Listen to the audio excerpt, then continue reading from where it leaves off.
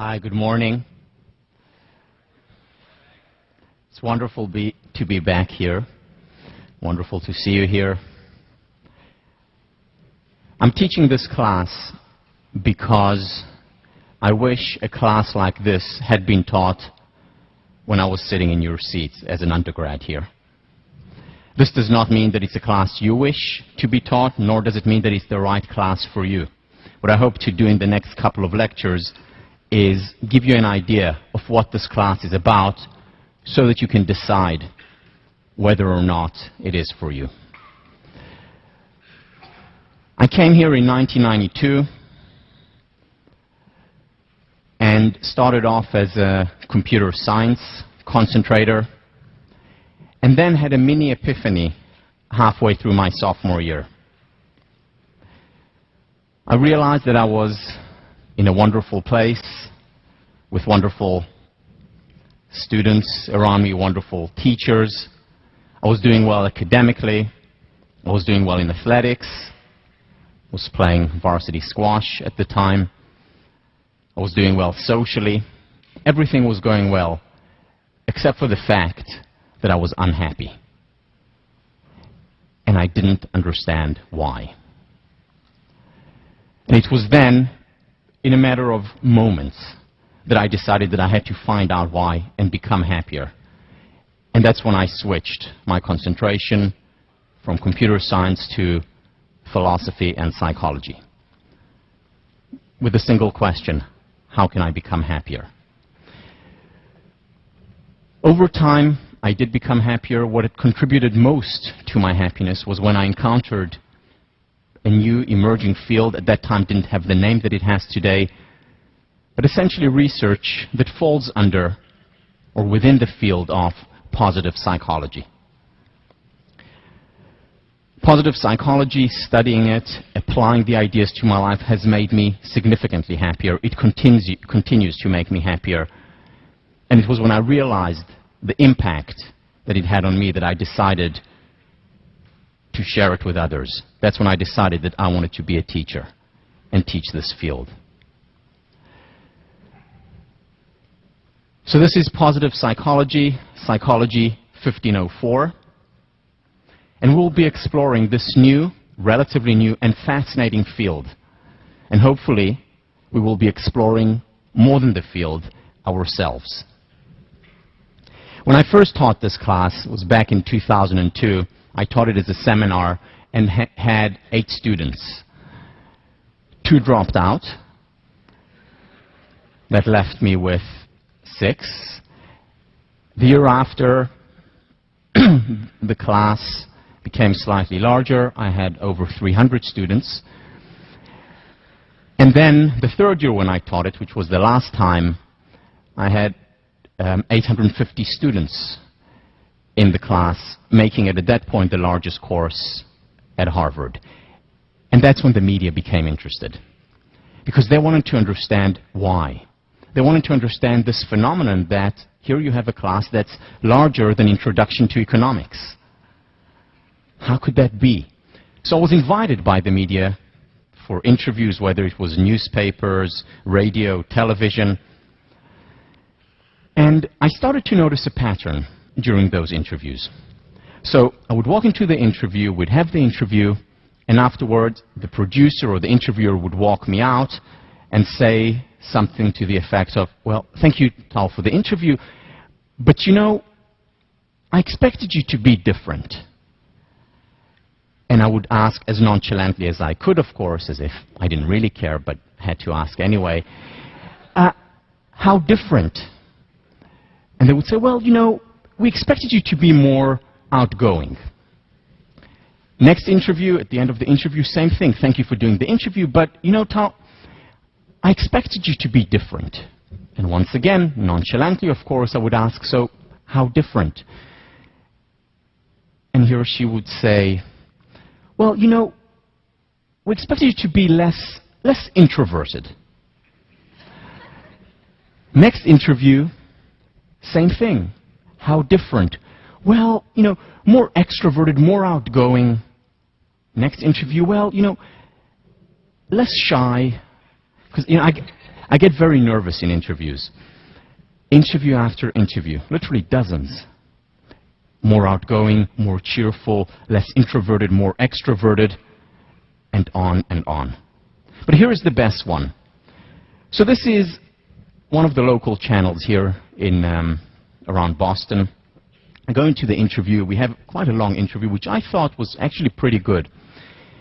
And at the end of the interview, the interviewer, who's a very jolly guy, walks me out, puts his hand on my shoulder, and says, "Tal, thank you very much for doing the interview." And then the usual comes. "But you know, Tal, I expected you to be different." And I said, "How different?" You know, just so that you understand, by this time, my self-esteem is shot. But still, with some semblance of nonchalance, I ask, "How different?" And he looks at me and says, "Well, I don't know, Tal, I expected you to be taller." Taller? What, 5'7", or okay, 5'6.5" is not enough to teach happiness? And I thought about it, and I thought about it a lot, the whole pattern from the beginning. And I think I understand why they expected someone different. You see, they had to explain to themselves, as well as the audience, how come this class is larger than Introduction to Economics? And the way to explain it must be that the teacher is very outgoing, extremely charismatic, very cheerful, an extrovert, and of course, tall. Well, there was one L missing there, but yeah, if only. So the problem, though, is that they were looking in the wrong place for the explanation. In other words, they were looking at the messenger. Where they needed to look at was at the message. Now, how do I know that? You see, because I see other positive psychology classes on other campuses around the country and around the world. There are over 200 campuses here in the United States that teach positive psychology. On almost every campus where this class is taught, it's either one of the or the largest class. It's about the message. I see more and more organizations taking up positive psychology in their, as consultant companies. Some of the big consulting companies are taking it on. More and more high schools are introducing positive psychology classes. Elementary schools are introducing it. Governments around the world are expressing an interest in this new and emerging field. Why? Because it works. Because it really works. You see, this whole realm of life flourishing, of happiness, of well-being, has been, until recently, dominated by the self-help movement. What do we have in the self-help movement? We have books that are very interesting, that are very accessible. We have speakers who are very outgoing, very charismatic and tall, attracting in the masses into these workshops and seminars and lectures. But, and there is a very big but here, many of these books, many of these workshops and seminars lack substance. Very often over-promising and under-delivering. So these are the 5 things you need to know to be happy. The 3 things to be the great leader. The 1 secret of success, happiness, and the perfect love life. Over-promising, under-delivering. On the other hand, we have academia. What do we have in academia? We have a lot of rigor, a lot of substance. We have data that's analyzed, reanalyzed, and meta-analyzed. Things that actually work. Good stuff. But, and there is also a very big but here, very few people refereed academic journals. I mean, think about it. How many people outside of this room, of course, have read the last 12 issues of the Journal of Personality and Social Psychology? Well, most people don't even know what that means. The head of my PhD program actually estimated that the average academic journal article is read by 7 people. You know, And that includes the author's mother. So, you know, and I say it half in jest, but it's actually really sad, because, certainly sad for me as an academic, because these things are good, they're important, things that make a difference, can make even more of a difference, but not accessible to most people. And this is where positive psychology comes in. And this is also where this class comes in. The explicit mandate of positive psychology, as well as of this class, is to create a bridge between the ivory tower and Main Street. In other words, it is to bring the rigor, the substance, the empirical foundation, the science from academia, and merge it with the accessibility of the self-help or New Age movement. In a way, the best of both worlds. And this explains the popularity of the field of positive psychology. Science that works. This class will be taught on 2 levels. The first level, it will be taught like any other class in psychology or any of the classes that you have taken here. You'll be introduced here to studies, to research, to rigorous academic work. You will be writing a paper, an academic paper. You'll be taking exams, just like every other class. But then it will also be taught at a second level, which is for every paper that you'll read, every paper that you will write, you will always be thinking, okay, so how can I take these ideas and apply them to my life? How can I apply them to my relationship? How can I apply them to my community? 2 levels, the academic, applied. I did not just introduce, whether it's in the readings or in lectures, ideas just because they're interesting for the sake of the idea. It's always an idea that is both rigorous and can be applied.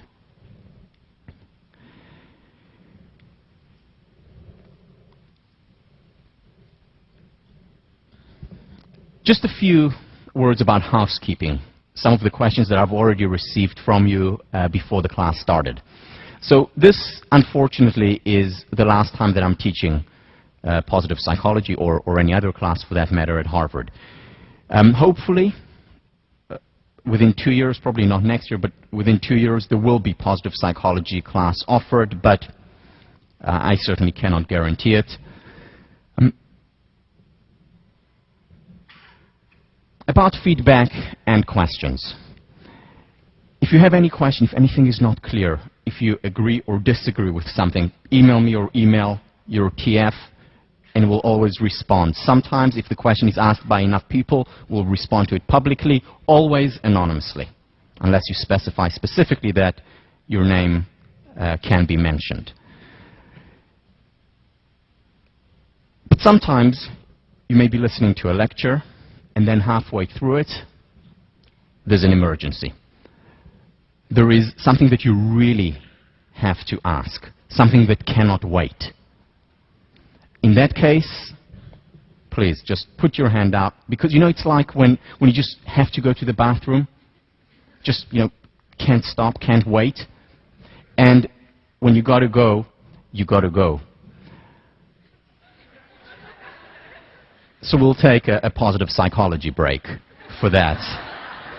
And just stop me halfway through, and I'll answer any question.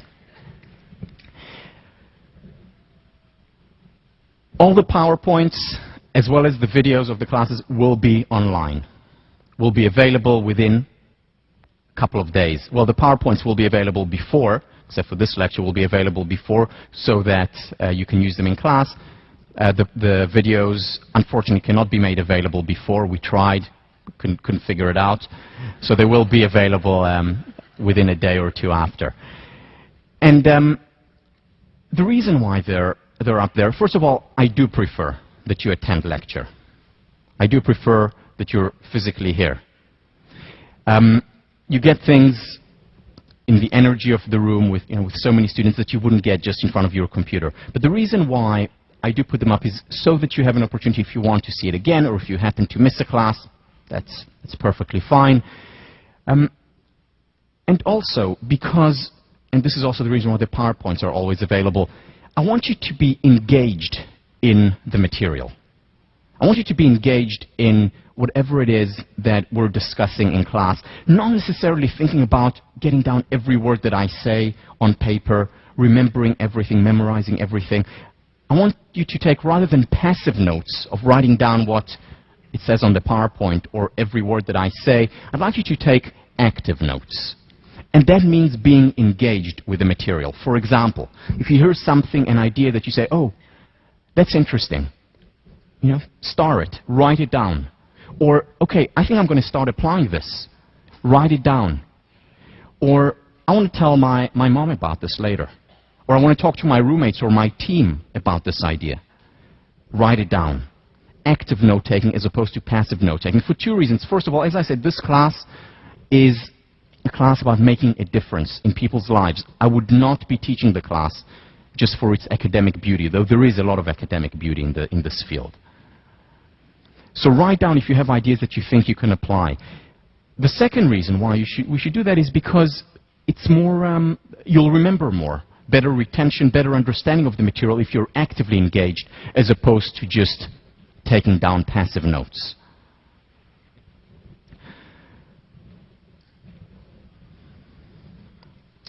Throughout the class, starting next week, we'll take what I call time-ins as opposed to time-outs. It's like a time-out. It's a time where we stop the class and you look inward. And this is literally a time of silence in the class. I will stop for a minute or two, and you'll have a chance either to just stare at me or anyone else, or think about what we've just discussed, or have a guiding question that I will provide you that you will address during the class. The reason why I have timings, and this is something that I'm introducing this year for the first time, we didn't have it last time, is because over the last 2 years since I last taught it, I've done a lot of work in the area of silence. I've read a lot of research in this area about the importance of quiet times, whether it's in a class, in a lecture, whether it is at home, whether it's for a leader in a business, for a relationship, for children, starting from preschools.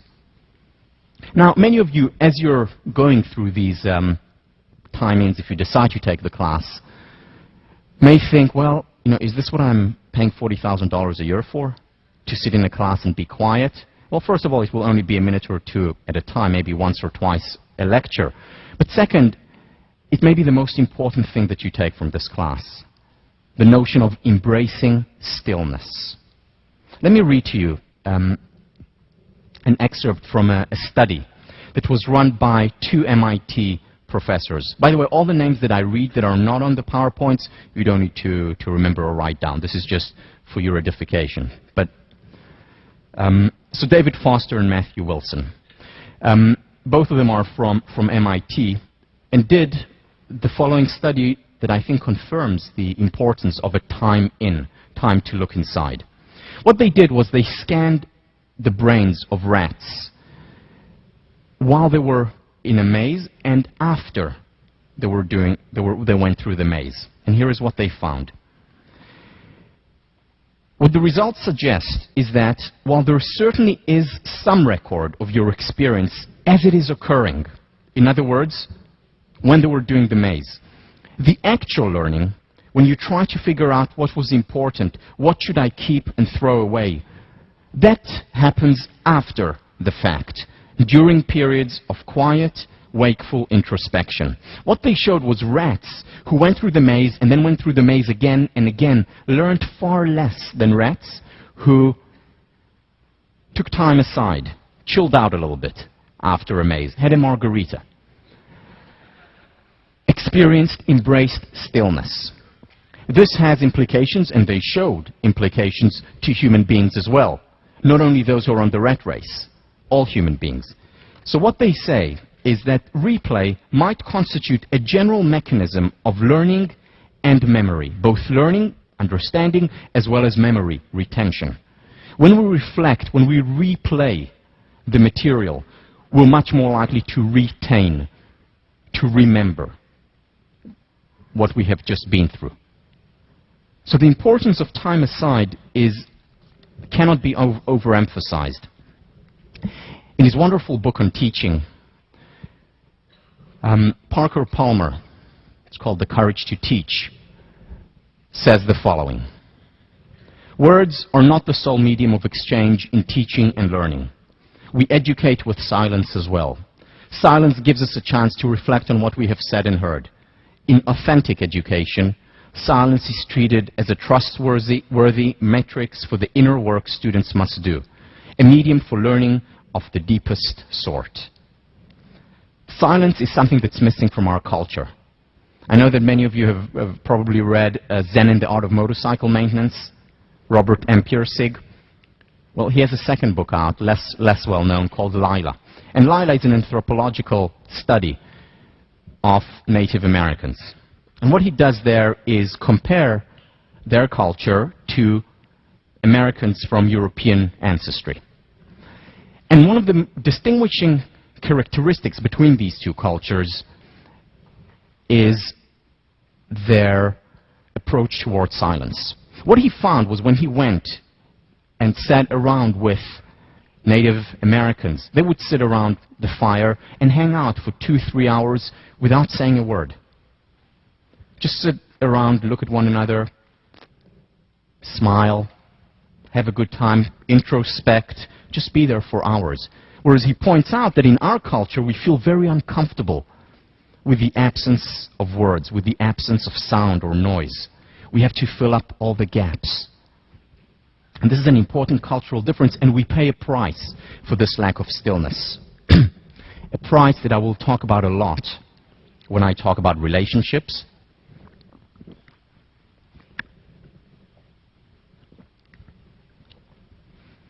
when I talk about virtue and morality, and when we talk about happiness and well-being in general.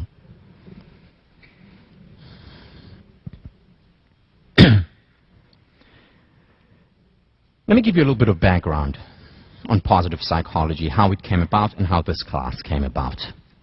In many ways, positive psychology is the brainchild, the product, the grandchild of humanistic psychology.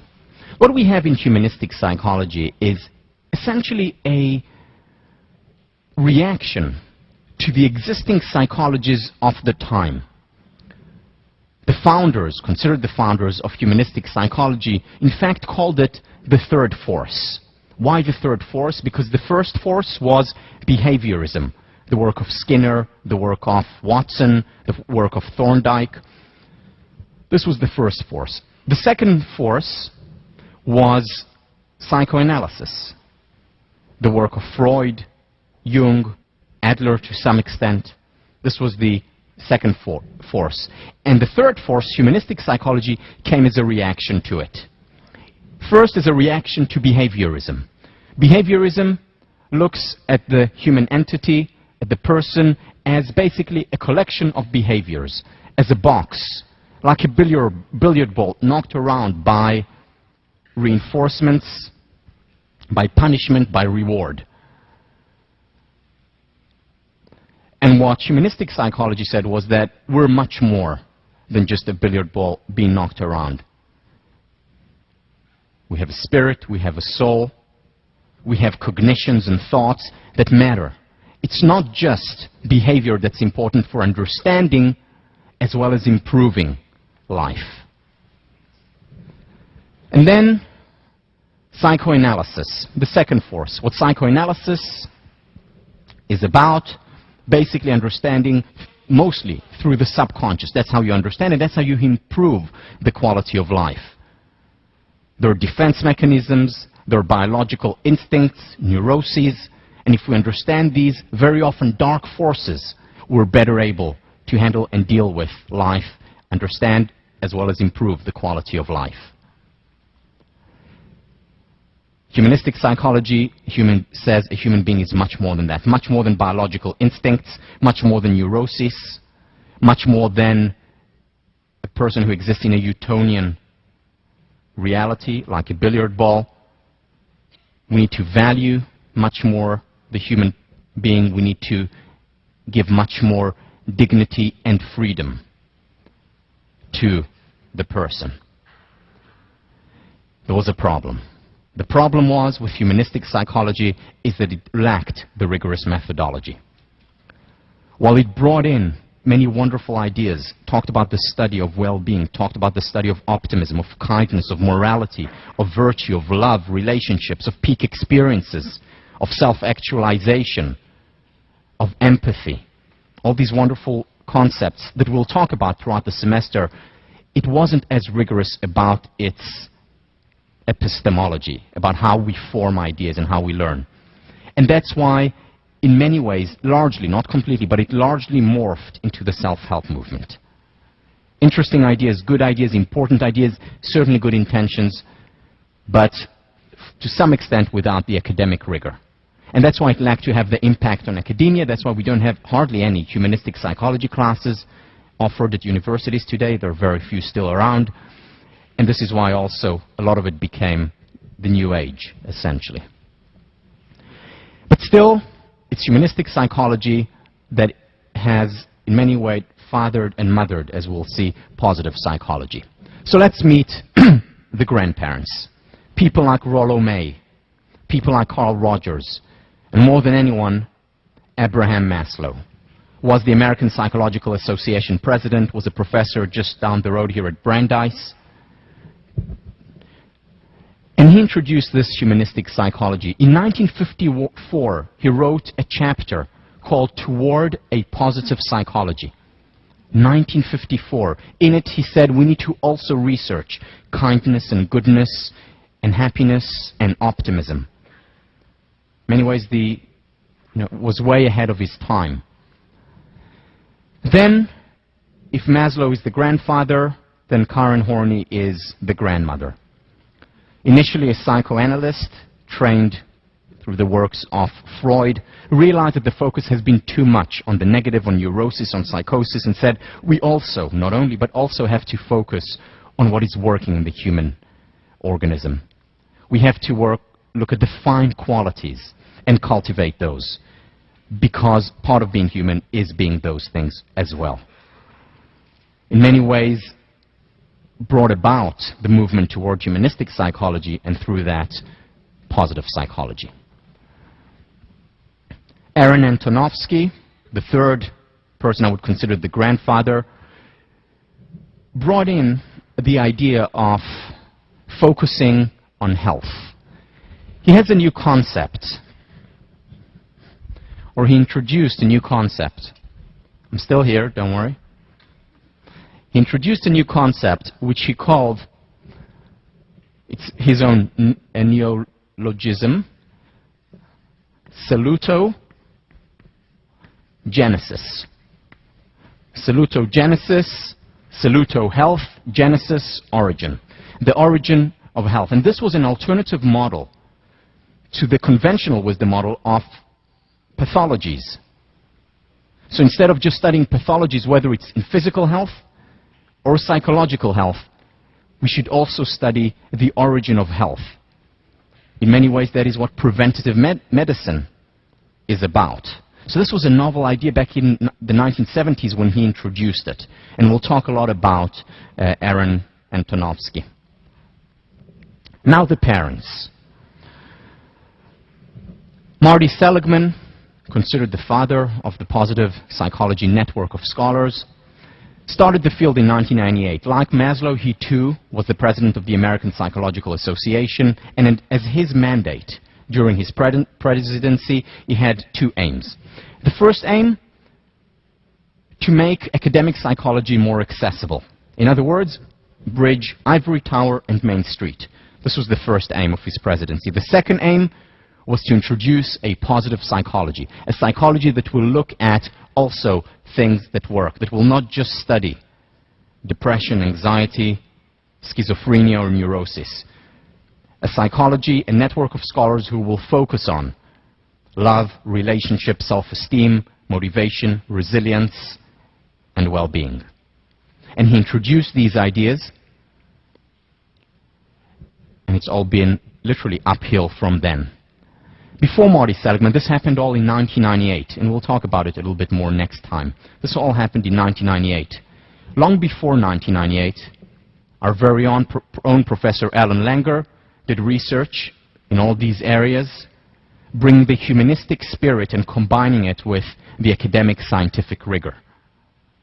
We're going to be talking probably more than about any other scholar about her work in this class.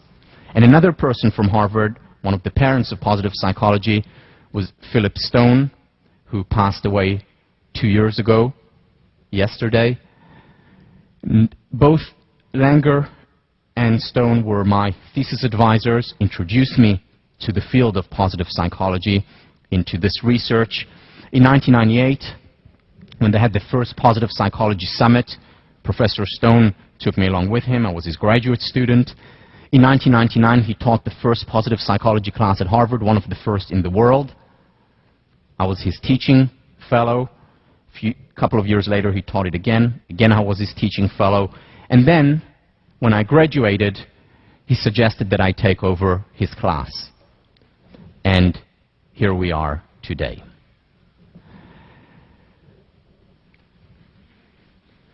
So this is 1504. Let me give you a sense of, in the next half hour or so, a sense of what to expect in this class. The first thing is that this class is not just about information. It is also explicitly about transformation. What do I mean by that? You see, most of education today is about information. What is information? So we have a container, which is our mind, and information is about taking data, taking science, taking information, and putting it inside the form. That is information. Now, when this form is filled, that's when we're educated.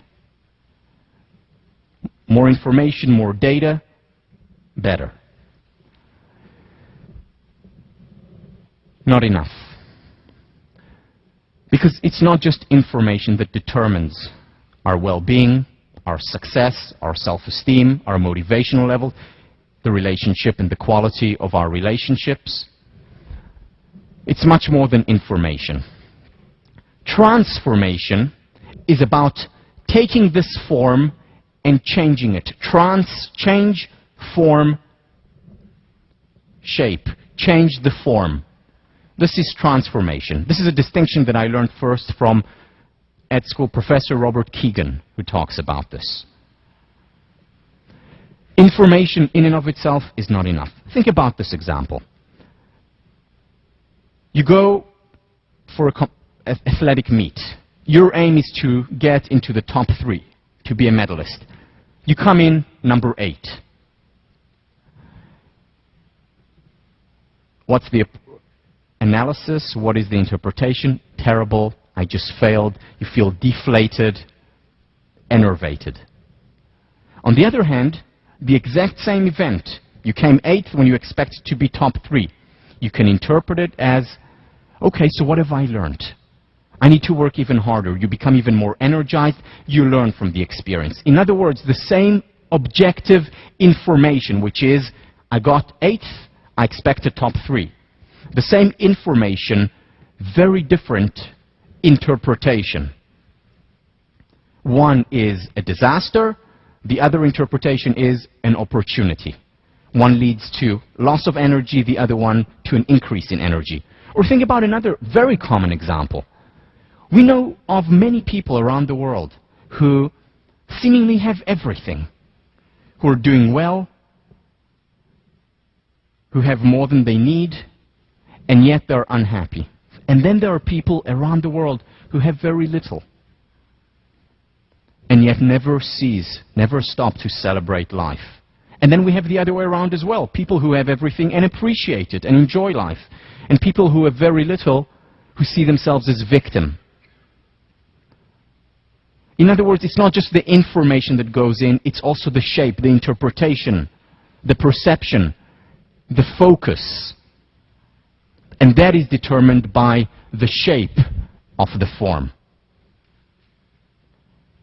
This is what I realized when I was an undergrad here. Seemingly, looking in from the outside, had everything.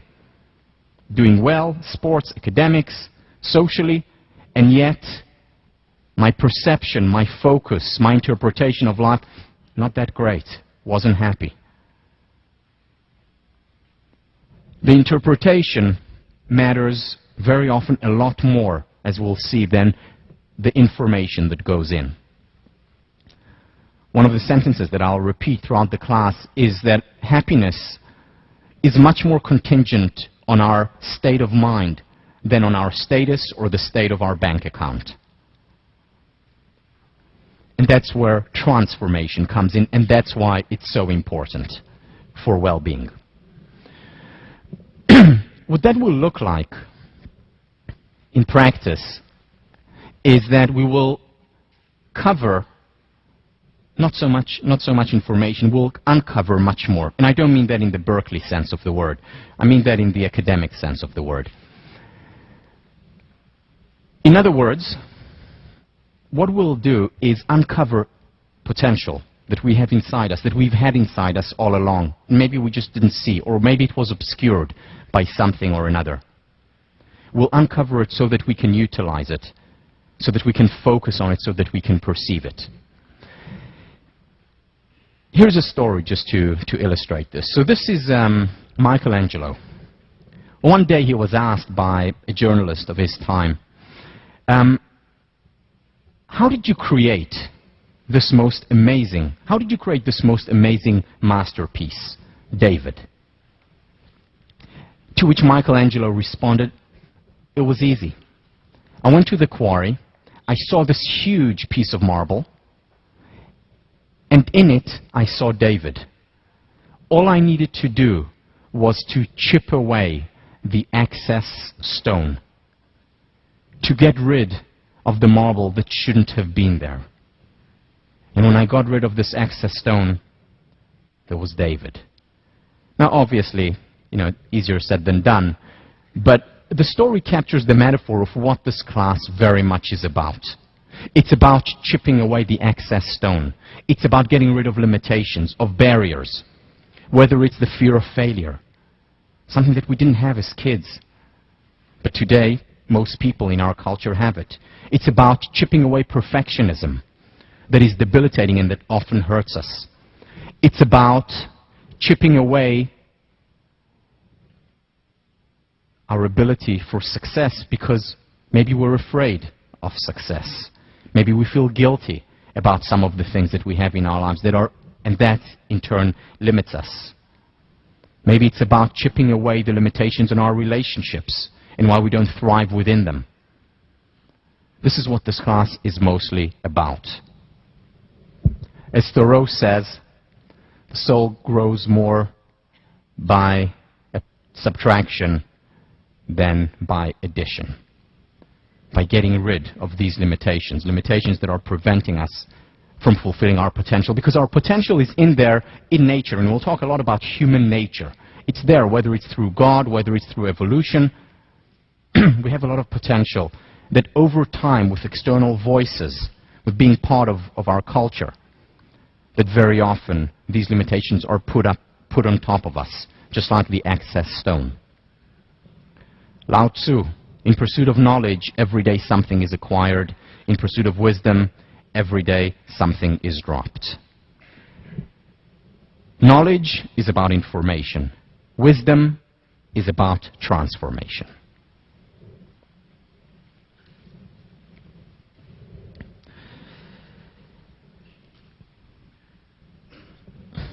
I was recently interviewed for a newsletter on coaching before a large conference on the topic.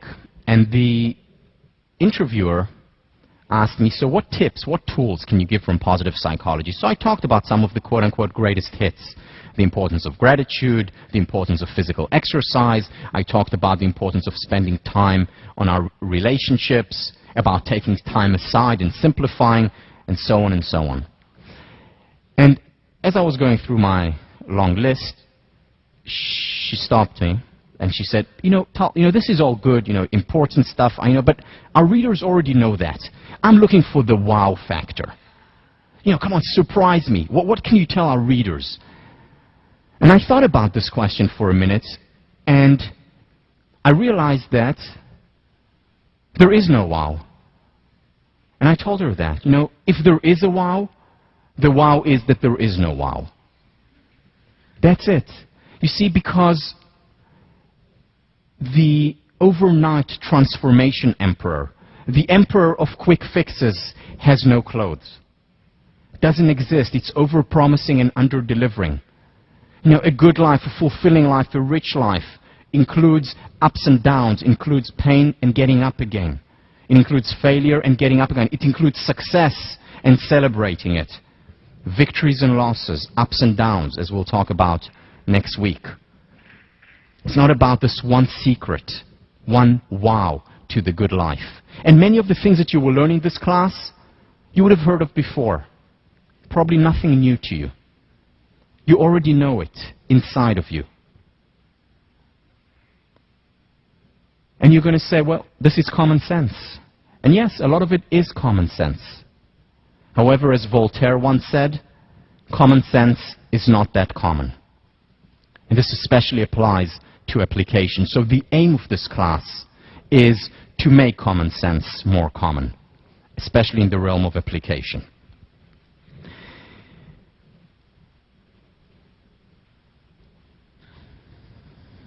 At the end of the class, here is what I'm hoping for. At the end of the class, if you decide to take it, at the end of the semester, I don't think, and I'm not expecting you to come and tell me, wow, Tal, thank you for teaching me so many new things. That's not what I'm expecting. I don't think that is what will happen. What I hope will happen is for you to come and say, rather than thank you for teaching me something new, you would say, thank you for reminding me of something that I've already known. And this is what the class is about. It's a constant reminder, twice a week. Constant reminder of what you already know, of what is inside you, the David that is inside you. And what this class will hopefully do is help you to chip away some of these limitations, whether it's cognitive limitations that prevent you from seeing what you already knew, emotional limitations that are preventing you from deriving the benefits of what you already know, or behavioral limitations. The ABC, affect, behavior, and cognition, that we'll talk about during the change week. It's about making common sense more common. Information in and of itself is simply not enough. It's not enough, and what we need in addition to our information highway is a transformation highway. Transformation highway or transformation backroads to counter the fast increasing pace, because as we'll talk about next time, rates of depression are on the rise, rates of anxiety are on the rise, not just in this country, globally. It's literally a global epidemic. And to deal with it, more information will just not do. Just not enough. Here is Archibald MacLeish, who was a poet, was a Harvard professor. What is wrong is not the great discoveries of science. Information is always better than ignorance, no matter what information or what ignorance. What is wrong is the belief behind the information, the belief that information will change the world. It won't. Just adding and filling up our containers with more and more stuff, more and more information, more and more data, it's just not enough. We need more than that. This class will take the humanistic approach, and let me read you a quick excerpt by Abraham Maslow, who talks about this approach. If one took a course or picked up a book on the psychology of learning, most of it, in my opinion, would be beside the point. That is, beside the humanistic point. Most of it would present learning as the acquisition of associations, of skills and capacities that are external and not intrinsic to the human character, to the human personality, to the person himself. External refers to information. Internal refers to the transformation, the changing of the form. And when we talk about transformation, I actually mean it quite literally. Changing of the form, changing of the brain, as we'll talk about when we talk about meditation, for instance. Our brain today can actually, we know that our brain today can actually change. And through fMRI studies since 1998, a new concept came up, which is neurogenesis or neuroplasticity, meaning our brain actually changes, transforms, changes its form throughout our life. So I don't just mean it metaphorically, I also very often mean it literally. Abraham Maslow continues, humanistic philosophy offers a new conception of learning, of teaching, and of education. Stated simply, such a concept holds that the function of education, the goal of education, the human goal, the humanistic goal, the goal so far as human beings are concerned, is ultimately the self-actualization of a person, the becoming fully human, the development of the fullest height that the human species can stand up to or that the particular individual can come to. In a less technical way, it is helping the person to become the best that he is able to become. And this was before the ad came out for the army. Right? Be all you can be. This is what the class is about. It's the humanistic approach. It's about fulfilling our potential, chipping away those limitations. Now, to many of you this may sound naive, idealistic. Naive it is not, idealistic it is. And we'll talk about and discuss the importance of idealism and maintaining idealism if we are to introduce personal change, interpersonal change, or community or society change. This class is not about providing answers concerning the good life or happiness. It was about identifying the right questions. Ask and you shall receive, say the scripture. This class is what I think education is all about, which is the quest for information and transformation must begin with a question. Quest, question. It's no coincidence that there is an etymological link between the two. In this class you will be asked many questions. Questions that, as you will see, create reality. We'll talk about that already next time. The importance of the question you ask of yourselves, first and foremost, of your partner, of your students, of your parents, of your employees in the future, teammates, and so on. Questions make a difference. Peter Drucker, the most common source of mistakes in management decisions is the emphasis on finding the right answer rather than the right question. Peter Drucker, considered the most important management scholar of the 20th century, just recently passed away, saying that the biggest mistake is not asking the right questions. As we'll see next time, this is the biggest mistake in research, potentially. This is the biggest mistake in application. Not asking the right questions as well. Whether it's managing an organization, whether it's managing our lives. Now, when I say that questions are important and that answers matter less, I'm not coming from a point of relativism. I'm not a relativist. I think that there are, to some questions, definitive answers that are important to know. However, what I'm saying is that it's important, no less important, to focus on questions when it comes to education. The educator Neil Postman once said that kids enter schools as question marks and they leave as periods. My hope in this class is to bring up many more question marks than periods. Once again, it's about chipping away the excess stone, because as kids, we're always asking questions, we're always curious. Let me show you a quick excerpt from a video of one of my favorite psychologists, well, actually he's a comedian, Seinfeld. Here he is talking about, and we'll watch a lot of excerpts throughout the semester, talking about what we were like as kids. Is this in your way? So the first couple of years I made my own costumes, which of course sucked. The ghost, the hobo, no good. Then finally, third year, begging the parents, got the Superman Halloween costume, not surprisingly. Cardboard box, cellophane top, mask included. Remember the rubber band on the back of that mask? That was a quality item there, wasn't it? That was good for about 10 seconds before it snapped out of that cheap little staple they put it in there with. You go to your first house, trick or snap, it broke, I don't believe it. Wait up, you guys, I gotta fix it. Hey, wait up! Wait up! That's what kids say, they don't say wait, They say, wait up! Hey, wait up! Because when you're little, your life is up, the future is up, everything you want is up. Wait up, hold up, shut up. Mom, I'll clean up, let me stay up. Parents, of course, are just the opposite. Everything is down, just calm down. Slow down. Come down here, sit down, put that down.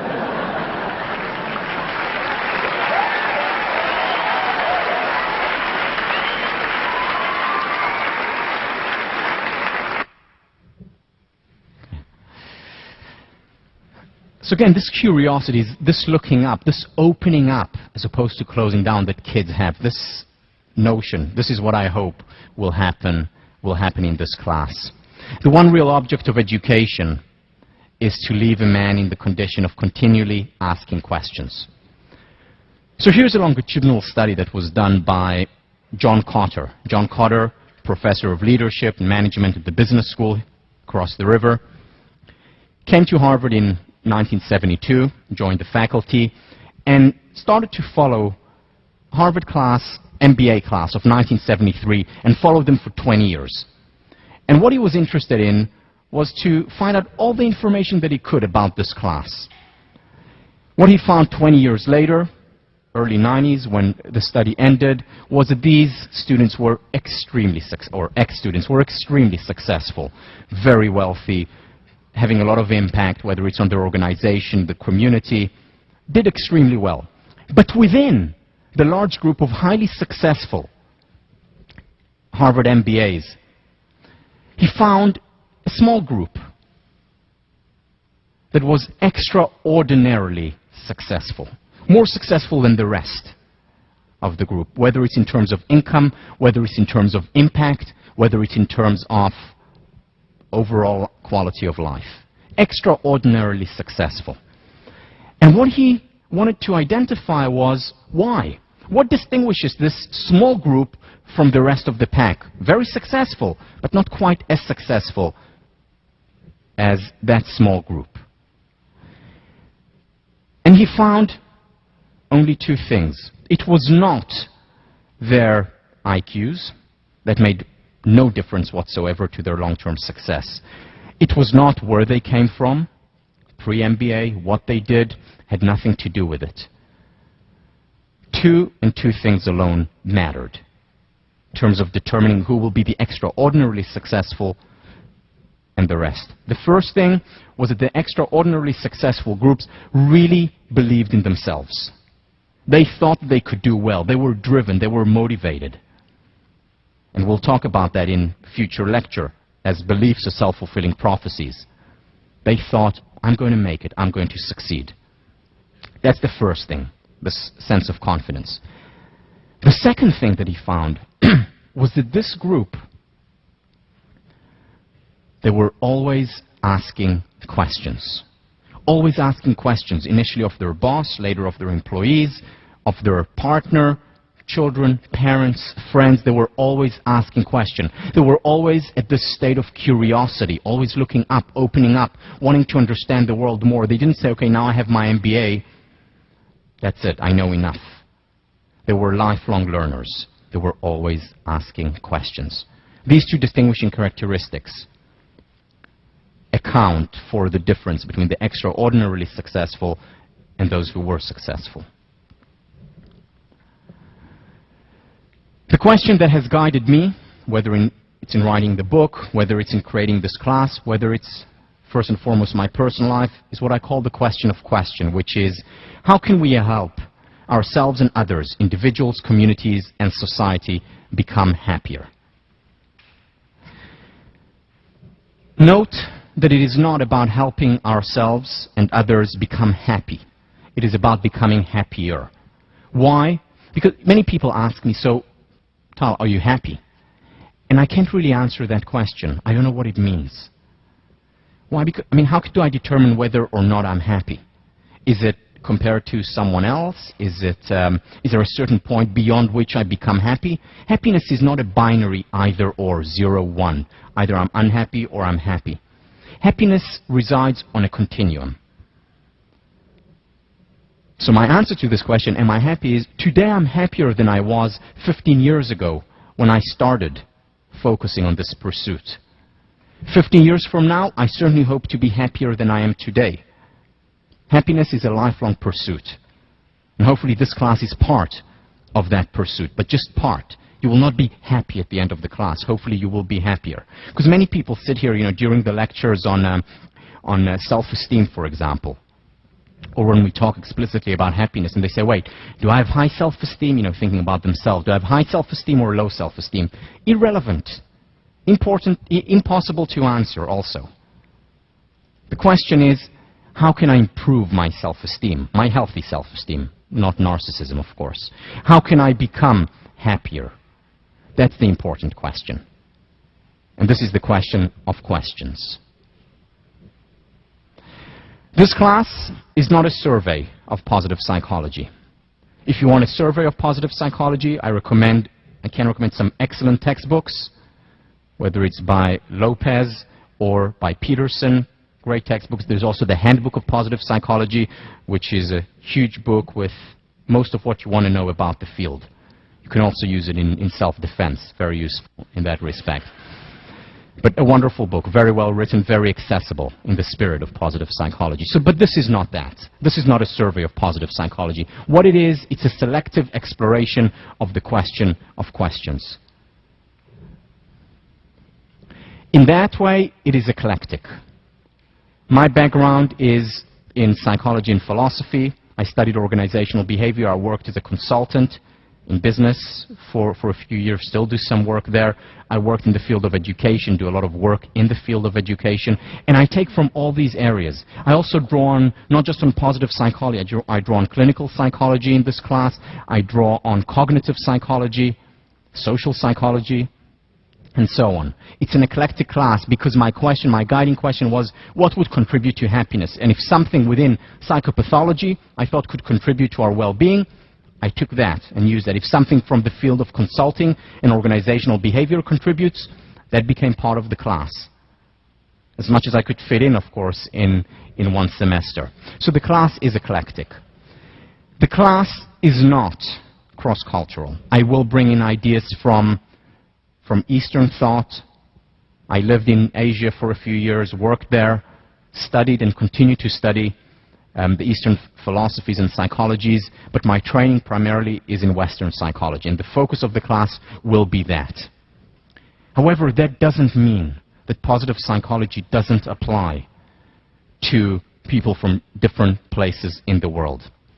Now, there was recently a meeting between senior scientists, psychologists from the West, people like Paul Ekman, Richie Davidson, some of the most important minds in the field of psychology, meeting with the Dalai Lama and some of his monks. And they were talking about the future of psychology, about research and how can you research meditation and so on. And one of the things that they were talking a lot about is cross-cultural differences. And when that came up, the Dalai Lama suddenly seemed uneasy. And when Daniel Goleman, who was writing about this whole event, which was held in India, asked him, what's wrong? The Dalai Lama said that he was not comfortable with talking and emphasizing so much cultural differences. Now, you can say many things about the Dalai Lama. One thing you cannot say about him is that he's culturally insensitive. Arguably, one of the most sensitive people alive. And yet he said that we're focusing too much on cultural differences, and he added, not because there are no cultural differences, of course there are, and they're important, but there are many more similarities than differences, and we shouldn't ignore those similarities. Daniel Goleman about the Dalai Lama, we were a little surprised by the Dalai Lama's seeming resistance to the notion of cultural differences. So I will introduce these ideas, but A, because it's not my training, and there are people who focus on cultural differences who would do a much better job than I do. And second, because what I hope to look into is the universal, things that are common across cultures. So we'll study research in this area, but even more than that, we'll become even more particular than just talking about, the psychology in this part of the world. We'll study yourselves. we're going to go that particular. Now, why? See, when I put this class together, I didn't think to myself, okay, so what are the things that I need to introduce in order to please the participants in the class, the students? That's not what I thought. What I thought about, what was the class that I would have wanted to take as an undergraduate here? What would help me become happier if I were sitting there? In other words, thinking about it from my perspective, from a very personal perspective. In this class, I'm going to encourage you, of course, you look at research and read research about other people, about large sample sizes, but I'm going to encourage you more than anything to look inside yourselves, to study yourselves, whether it's through response papers that will be due weekly, starting in 2 weeks, whether it's in your final project, that will be a presentation that you won't have to give, but you'll have to write out, a presentation about your favorite topic or the topic that matters most to you, whether it's in sections that you'll be talking about, how can I apply these ideas to my life? The time-ins are about thinking about how can I take these ideas and use them. It's about studying ourselves. Because as Carl Rogers says, what is most personal is most general. What is most personal is most general. And as Maslow adds, we must remember that knowledge of one's own deep nature is also simultaneously knowledge of human nature in general. When we understand ourselves better, when we identify ourselves, we're better able to identify with others. In fact, this in many ways is the source of empathy, of healthy empathy. And there's some studies on this showing that people who know themselves, who study themselves, who are self-reflective, display less egregious behavior, less immoral behavior toward others. Behavior that would fall under, say, racism. And it's counterintuitive to some extent. Wait, don't you need to first study the other so that you can be more sensitive to other? Yes, that too. But it's not enough. It's important to also study ourselves, because when we see our deep nature, what we encounter there is actually part of the universal nature, the similarities among us all, regardless of where we're from. And this is what the Dalai Lama was talking about. Not stop cross-cultural, do it, important, but at the same time not ignore the self, not ignore the universal within each one of us. C.S. Lewis, there is one thing and only one in the whole universe which we know more about than we could learn from external observation. That one thing is ourselves. We have, so to speak, inside information. We are in the know.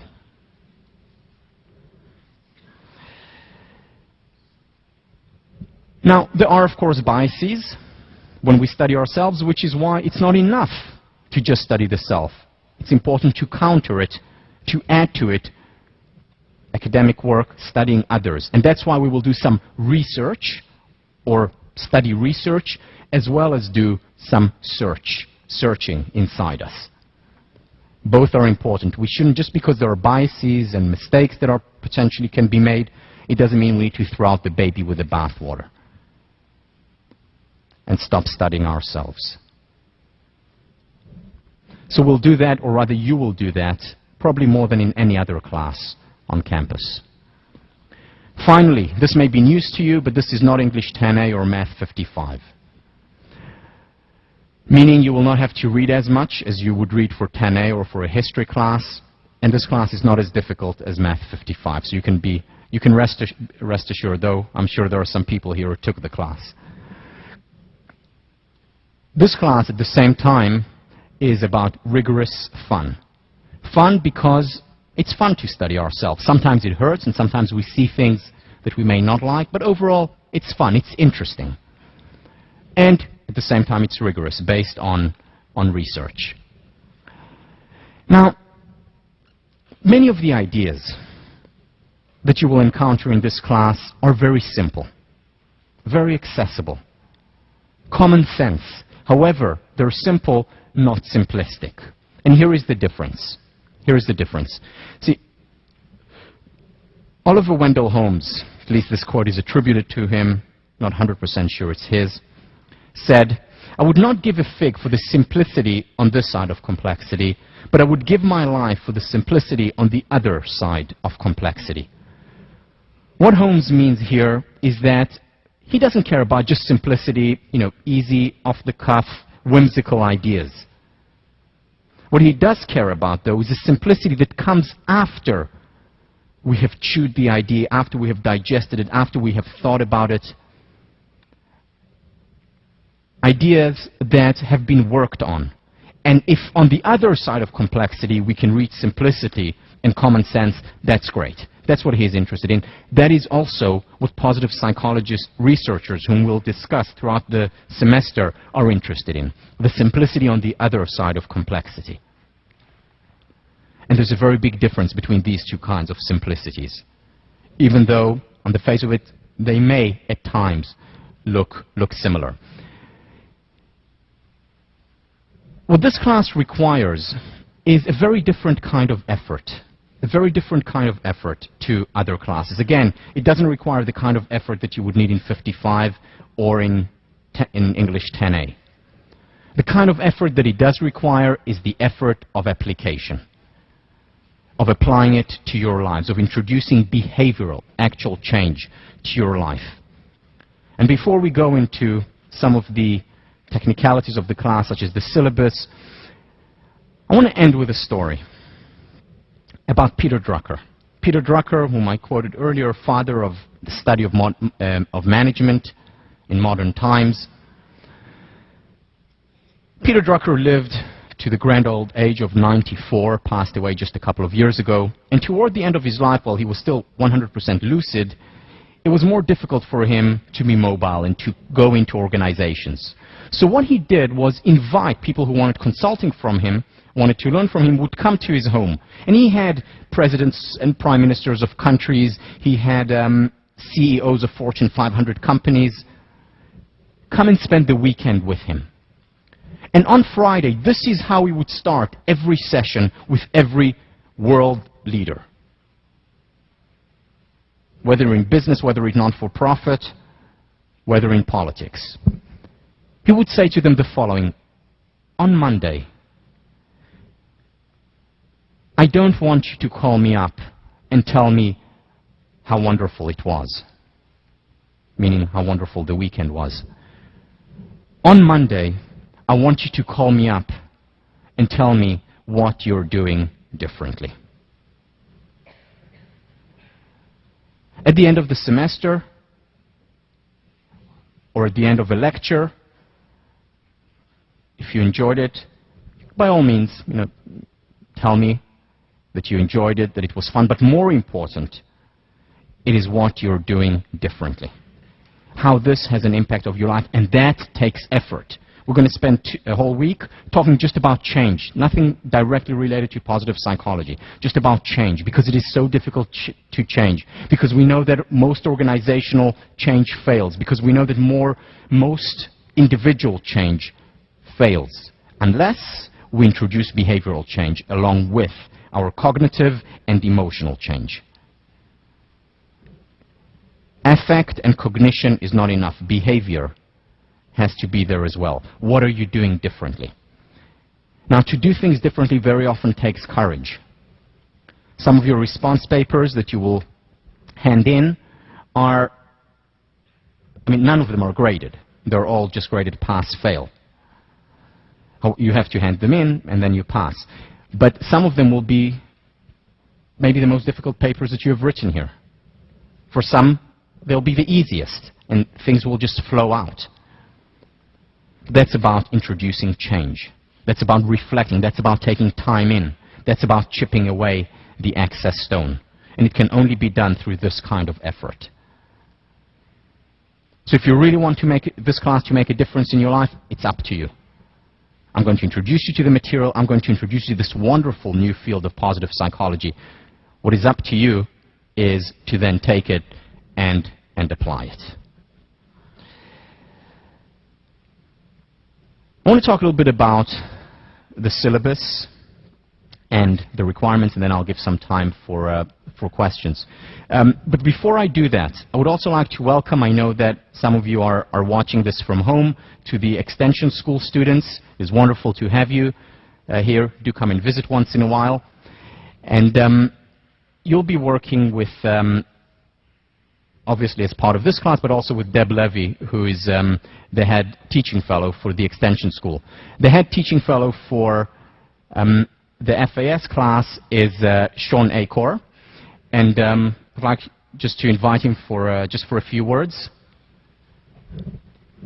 just to introduce himself and to you, and you'll be introduced to all the other TFs. We have an amazing team this year, and this is Sean. Hey, good morning. Can you guys hear me? Can you hear me now? Yes. Great. This is an absolute honor to be back teaching for positive psychology again. Tal is too humble. This is not only extraordinary that he's sharing his time with us, but he has actually moved his family back from Israel for the entire semester, his wife and his 2 little children, just so that he could teach this class with us. So it's an absolutely extraordinary opportunity for us to share this moment with them, and I'm really excited about it. Last time we taught this class, we did a survey to find out what type of people were sitting in this room. They're just like yourselves, to find out why you'd be taking this class, because the comment that we get so often about this class is, why would Harvard students possibly be unhappy? What do they have to be unhappy about? They thought that everyone that would be taking this class would be taking it because they're already really happy and they want to study about how amazing they are. And they like to learn things that they can tell their roommates are clearly less well off than themselves. But it turns out actually over 1/3 of the people that took the class last year took the class actually because they felt depressed and that they were trying to learn about the research about positive psychology. Another 1/3 did it because they wanted to learn more about optimism. Another 1/3 did it for completely different reasons. I think an additional 1/3 this year did it because Tal was on Jon Stewart and The Daily Show. So. I'm absolutely thrilled about this class. The syllabus, which Tal is about to tell you about, is actually, we learned a couple other things about you guys. Did you know that of the people that took positive psychology, 75% of you are an officer of a club. 35% of you are the highest-ranking officer of a club, which means you think there are about 2,000 clubs at Harvard. You're all in a club of 3, and that you happen to be the president. We learned other reasons why you're not happy. We learned that the average number of romantic relationships for people that take positive psychology over the 4 years is between 0 and 1. 0 and 1. No. Don't believe it. Don't leave. Wait, but that was before taking positive psychology. That was before taking the class. We're going to test you afterwards. The average number of sexual partners, which is between 0 and 0.5. I have no idea what 0.5 sexual partners is. This class is going to be amazing. It was amazing in the past, and Tal is actually, we have an extraordinary teaching staff that's here with us today. It's a large teaching staff, and Tal has actually already given us homework so that the teachers are going to be learning not only the material that you're doing and talking about, which they're experts at, but learning how to be better teachers. He's given us books to read. He's going to actually give us an assignment. So it's going to be an extraordinary class in that sense. In terms of the syllabus, it's going to be online. Tal is about to describe that now. We decided to go green, so no trees were killed in the making of this class, except for the extraordinarily large auditorium made out of wood. Sections, we're going to section online next weekend, so once we get the numbers in on Wednesday, that following weekend we will be doing sectioning.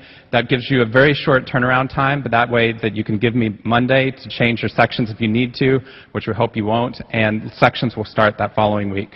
So thank you very much, and if you have any questions, send me an email.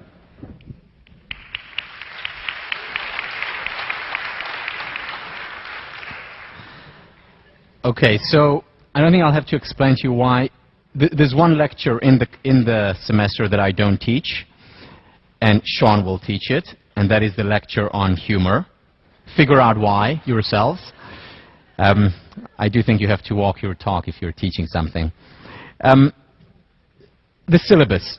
The class, pedagogically, just to introduce you to my thinking about the class, is what I call an integrated class. What that means is that it's integrated vertically as well as horizontally. Vertically, it means that every class is connected to the next class, is connected to every class throughout the semester, around a spiral. So what we talk about next week, we'll revisit again in Lesson 7, Lesson 17, and Lesson 24. Everything is interconnected, only at a higher level of the spiral. In other words, will lead to deeper understanding and hopefully assimilation of the material. So it's vertically interconnected. It's also horizontally interconnected. That means that every part of the class reinforces and influences the other parts. The lectures, not enough. You'll get a lot more in sections. Sections are mandatory. You'll do a lot of work in your sections, very much related to what your response papers that many students claim are the most important part of the class, because that's where you get to time in. That's when you really get to chip away. Very much connected to the final project. The final project is a presentation that you will write out. You will actually give it, but only give it to a couple of friends just to get feedback, not graded on that part. The final project is graded as a final paper, but just what you hand in, what you submit. And the reason why there is the final paper, because the best way, which is like a presentation, because the best way to learn is to teach. And you'll be teaching these materials to other people, or any material that you're interested in your presentation. So the readings, very much connected and about taking you to the next level of understanding and assimilation. So any questions before I finish up? Any questions from you? All right, so let me just say, one second, finishing words. I'm very excited to be back here. My family is very excited to be back here. Looking forward to a meaningful, pleasurable, enjoyable, and happier semester with you. Thank you.